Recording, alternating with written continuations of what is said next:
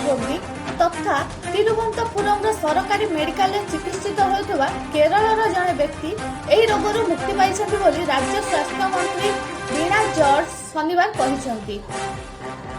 कोल्लामरू आसीथिबा 35 वर्षीय को दिने पर डिस्चार्ज करा बोली से कहते।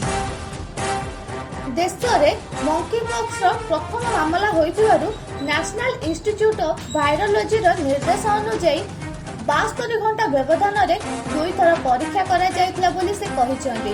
समस्त नमूना 2 थर नेगेटिव थिला। रोगी शारीरिक और मानसिक स्तर में सुस्थ अछंती बोली से कहते।